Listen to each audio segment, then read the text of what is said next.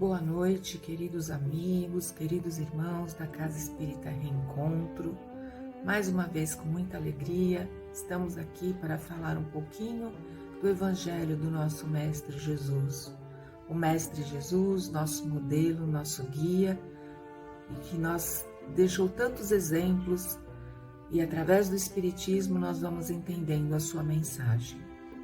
Hoje nós vamos falar do capítulo 8, Bem-aventurado os que têm o coração puro. Deixar vir a mim as crianças. Bem-aventurados que têm o coração puro, porque verão a Deus. Mateus capítulo 5, versículo 8. Então, trouxeram crianças para que ele as tocasse e, como seus discípulos repeliam com palavras rudes os que a apresentavam a ele, Jesus, vendo isso, zangou-se e lhes disse: Deixar vir a mim as crianças e não as impeçais, pois o reino dos céus é daqueles que se assemelham a elas. Eu vos digo, em verdade, que todo aquele que não receber o reino de Deus como uma criança, nele não entrará. E abraçando-as, ele as abençoou, impondo as mãos sobre elas. Marcos capítulo 10, versículo 13 a 16. A pureza de coração é inseparável da simplicidade e da humildade. Ela exclui todo pensamento de egoísmo e de orgulho, e é por isso que Jesus toma a criança como símbolo dessa pureza, como a tomou por símbolo de humildade. Essa comparação poderia não parecer justa, considerando-se que o espírito da criança pode ser muito antigo e que traz ao renascer na vida corporal as imperfeições de que não se despojou em suas existências precedentes. Só um espírito que atingiu a perfeição poderia dar-nos o modelo da verdadeira pureza. Mas a comparação é exata do ponto de vista da vida presente, pois a criança, ainda não tendo a oportunidade de se manifestar nenhuma tendência perversa, oferece-nos a imagem da inocência e da candura. Além disso, Jesus não disse de maneira absoluta que o reino de Deus é para elas, mas para aqueles que se assemelham a elas. Uma vez que o espírito da criança já viveu, por que não se mostra desde o nascimento tal como é? Tudo é sábio nas obras de Deus.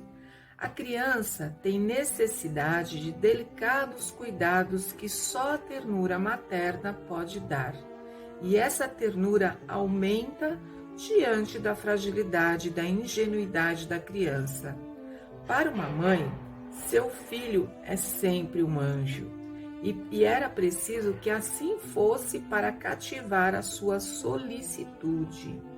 Não poderia ter a mesma solicitude com ele se, em lugar da graça inocente, nele encontrasse, sob os traços infantis, um caráter viril e as ideias de um adulto, e menos ainda se ela tivesse conhecido o seu passado.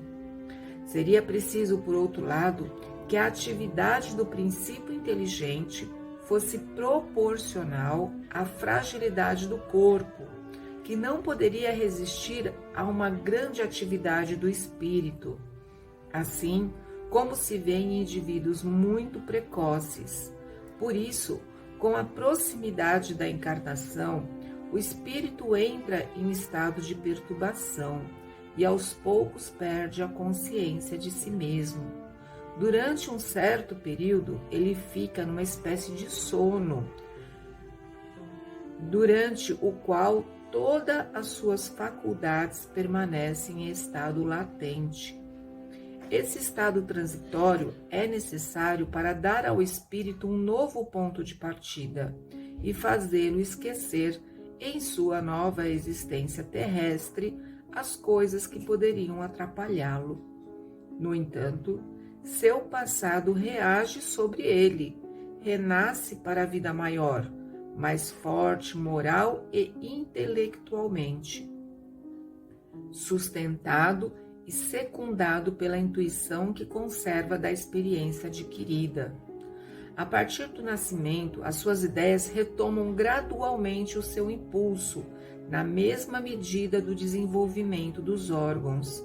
Assim, é possível dizer que durante os primeiros anos, o espírito verdadeiramente criança, porque as ideias que formam o fundo do seu caráter ainda estão adormecidas, durante o tempo em que os seus instintos dormem, ele é mais flexível e, por isso mesmo, mais acessível às impressões que podem modificar a sua natureza e fazê-lo progredir, o que torna mais fácil a tarefa atribuída aos pais, a grande missão da paternidade, que nós já falamos sobre isso.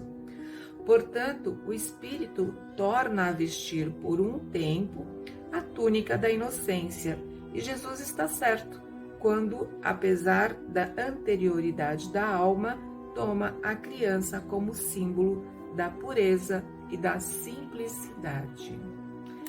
Então, meus amigos, essa leitura de hoje vem nos lembrar da nossa responsabilidade com os nossos pequenos, mais uma vez falando sobre isso, porque, embora sejam espíritos antigos, como está falando aqui na lição, o momento da infância é um momento onde ele está mais flexível a novos aprendizados, onde esse momento que os pais, educadores devem observar as tendências positivas, negativas e fazê-lo com que ele consiga diminuir as suas tendências negativas e sempre melhorar as suas tendências positivas.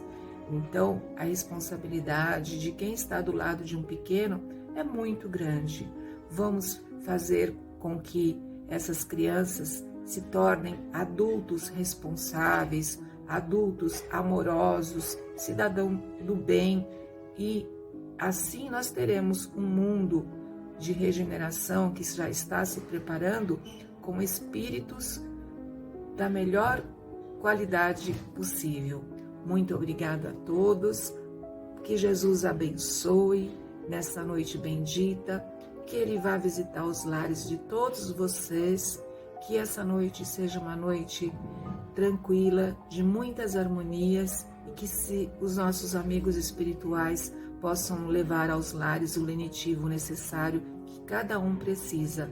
Muito obrigada, fiquem com Deus, que assim seja. Graças a Deus e graças a Jesus.